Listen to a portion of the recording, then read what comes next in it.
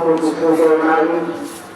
সন্তানটাকে বলে মা আমার তো সম্পদের অভাব নাই, স্বর্ণ অলংকারের অভাব নাই, মা দিয়ে দিলে আপনার শোধ হবে আমাকে একটু বলেন। মা চোখের পানি ফালে দিয়ে বলে বাবারে আমি মার ঋণ শোধ করতে এসেছ, মার ঋণ তো শোধ করা যায় না। সন্তান বলে মা যে কোনো বিনিময় হইল আমি ঋণ পরিশোধ করতে চাই। মা বলল ঠিক আছে, আজকে রাত্রে তোমার কাছে আমি একটা জিনিস দেব, ওই জিনিসটা তুমি সকালবেলা আমার কাছে দেবে, আমার হাতে দেওয়ার পরে আমি বলবো তোমার ঋণ পরিশোধ হয়েছে কিনা। সুবহানাল্লাহ। সন্তানের কথা শুনে বলল মা এমন কি জিনিস দিবা যে ঋণ পরিশোধ হবে? মা ডেকে বললেন এই নয় একটা ডিম, এই ডিমটা দিলাম তোমার বুকের নিচে, তোমার নাভি বরাবর এই ডিমটা রাখবে, রাত্রটাই নাভির উপর রেখা সকাল হলে আমি মার হাতে এই ডিমটা দিবা। এই ডিমটা দিলে তুমি যেভাবে ডিমটা দিয়েছি রাস্তা ডিম সেইভাবে দিতে পারো, তাইলে তুমি আমার ঋণ পরিশোধ করে দিয়েছ। সন্তান বলে ঠিক আছে মা দেন আমার হাতে ডিমটা দেন।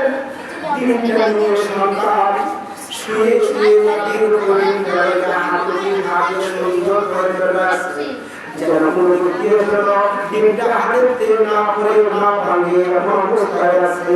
রাখতে রাখতে রাখতে রাখতে চোখে ঘুম আসে, মাঝে মধ্যে চোখের পানি মানে, মাঝে মধ্যে চোখের নিচে তেল দেয়। এই অবস্থায় হঠাৎ করে সন্তানটা নাভির উপর ডিমটা রেখে হাতে চাপায় আছে। হঠাৎ করে কোন সময় সন্তানের চুল লেগে গেছে, সন্তান টের পায় না। সন্তানটা যখন ঘুমে গেছে, ফজরের আযান পড়ছে, মা ডাক দিয়ে বলে আমার নাদুমণি গো ওঠো, আমি যে তোমার কাছে একটা ডিম নিয়েছি, এই ডিমটা আমার হাতে ফেরত দাও। সন্তান ঘুম থেকে ডাক দিয়ে উঠছে, মা ডেকে চোখে, মা বলতেছে তোমার কাছে আমি একটা পরীক্ষার কারণে একটা ডিম নিয়েছিলাম, আমি মার ঋণ পরিশোধ করতে চেয়েছ, আমি ডিমটা দিয়েছিলাম, ডিমটা দিয়ে রাস্তা ঋণ পরিশোধ হয়ে যাবে। সন্তান হাতে দিকে ডিমটা খেয়ে দেখে ডিমটা সন্তানের নিচে পড়ে পাইয়া শরীরের সাথে লেগে গেছে। মা ডাক দিয়ে বলে সন্তান ডিম কই, ডিমটা দাও। সন্তান চোখের পানি পায়ে বলে মা খেলে ঋণ পরিশোধ করবো, ডিমটা মা চোখের পানি পায়ে দেখ দিয়া বলে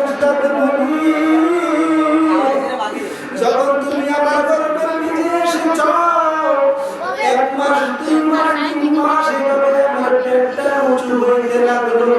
5 মাসের পর থেকে তুমি পেটের ভিতর থেকে একটু নাড়াচাড়া আরম্ভ করছো। যখন তুমি আমার পেটের নিচে আসছো, আমার মুখের নিচে রুচি বন্ধ হয়ে গেছে, বাবুকে খাবার খাইতে পারি না, বমি হয়েছে। ও দাদুমণি মাথাটা আমার মাথাতে তুলে শঙ্কর মারতো, আমি তার থেকে পয়সা দেখলাম। ও আমার দাদুমণি রে, কখনো কখনো খাবারটা নইলে আমার ঘুমে এসে যেত। ও দাদুমণি শুধু তাই নয়, আমি যখন কোনো কাজ করতাম আমি চিন্তা করতাম আমার দাদুমণিটা পেটে কষ্ট পায়। এইভাবে যখন 2 মাস 3 মাস গেল, 5 মাস হয়ে গেল, আমার পেটটা বড় হতে লাগলো। 5 মাস পরে যখন 6 মাস হলো, নাড়াচাড়া করতে শুরু করলাম। পেটের নিচে আমাকে কখন মাথা দিয়ে ঘুমাবার ডাক, কখন পা দিয়ে ঘুমাবার ডাক, কখন আমার কলিজায় লাগতো, কখনো কখনো আমি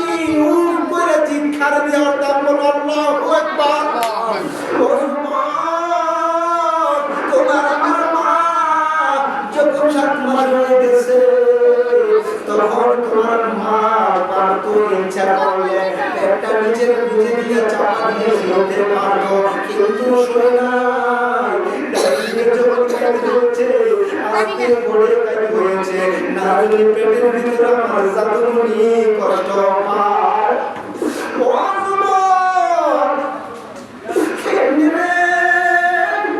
আজকে ওই মার বুইনা আজকে নাশে রাতে বৈশা রইছ,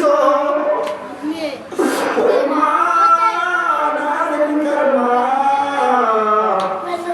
অন্ধকার করে জাহান্নামের আগুনে জ্বলছে।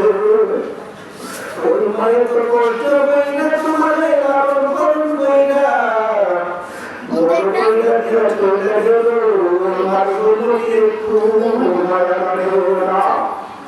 ও যুবক মা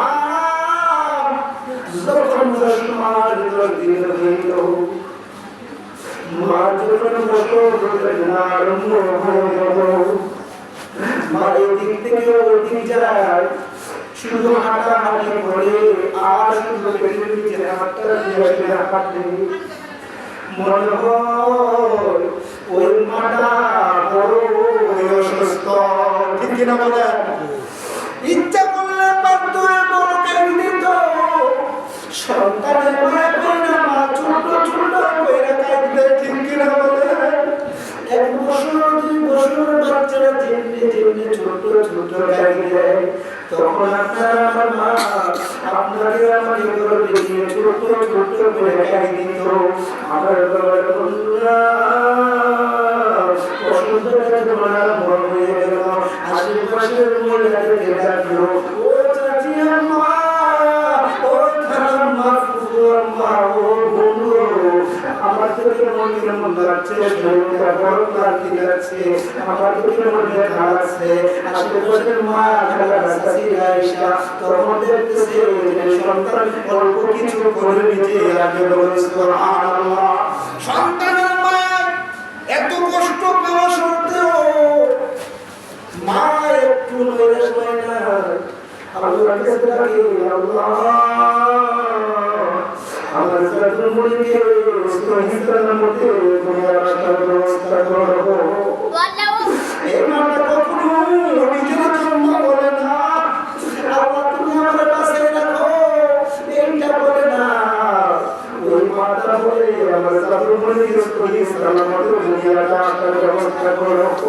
কত কষ্ট, কত যন্ত্রণা, কত কষ্ট দিয়ে দুনিয়ার জমিনে আসলো। ওই মা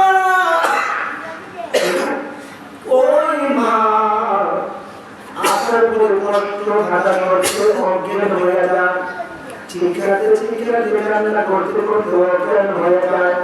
অজ্ঞান হওয়ার পরে দর্শন করার পরে হয় তাই মহিলারা দিয়ে বলো, আর ঘুমাইয়া থাকিস না, দেখ তোর জাদুমণি এসেছে। মার কানের মিলে যখন আওয়াজটা যায়, ওই মা অজ্ঞান অবস্থায় থাকলে হইয়া লাভ দিয়ে ওইটা করে আমার জাদুমণিকে দাও, আমার কোলে নিয়ে দাও। ওই মা সন্তানকে নিয়া রক্ত মাখানো সন্তানের শরীরে নিজেও মায়ের মুখের করোনা সন্তানের কপালের মুখের নিচে চুমু খায়, বলে সুবহানাল্লাহ। আমার বাবার বন্ধুগণ, আল্লাহর নবী সরকারে কায়নাত নবী মুহাম্মদ রাসূলুল্লাহ সাল্লাল্লাহু আলাইহি ওয়াসাল্লাম সাহাবীদের জন্য মায়ের মনে একটা সম্পদ, বাবার মনে একটা সম্পদ। তুমি লক্ষ টাকা খরচ কইরা সোনার মক্কা মদিনা হজ করতে গেলা, যদি কোনো কারণে কোনো কিছু ছুটে যায় তোমার হজ বাকি, হজ আল্লাহ কবুল নাও করতে পারে, কিন্তু তোমার বাবাকে যখন তুমি খালিস নিয়তে মায়ার নজরে তুমি যখন তাকাইবা, আমার আল্লাহ তোমাকে একটি কবুল হয়ে সুবহানাল্লাহ সুবহানাল্লাহ। সামিরা রাসূলুল্লাহ